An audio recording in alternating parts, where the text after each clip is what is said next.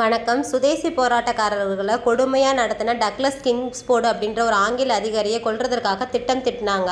அந்த கொலை செய்யக்கூடிய பொறுப்பு இளம் புரட்சிவாதிகளாக இருந்த 18 வயசு இருக்கக்கூடிய குதிராம் போஸும் 19 வயசான பிரபுலா சாக்கிட்டையும் கொடுத்தாங்க. 18 வயசில் ஒரு குதிரை, 19 வயசு பிரபு. பன்னு இருக்க மாதிரி ஞாபகம் வச்சுக்கோங்க.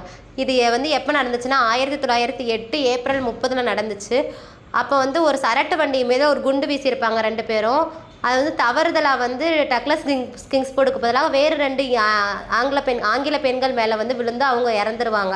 அதனால் என்ன பண்ணியிருப்பார், பிரபுலா சாக்கி என்ன பண்ணிடுவார்னா தற்கொலை செஞ்சுக்கிடுவார். குதிராம் போஸை கைது செஞ்சு அப்புறம் அந்த கொலை குற்றத்திற்காக தூக்கில் போட்டிருப்பாங்க. இதுக்காக அரவிந்த் கோஸு, அப்புறம் அவரோட சகோதரர் பரீந்தர் குமார் கோஸு, இவங்க ஒரு 35 பேரை கைது செஞ்சுருப்பாங்க. இந்த வழக்கை இதை அலிப்பூர் குண்டுவெடிப்பு வழக்குன்னு சொல்கிறாங்க.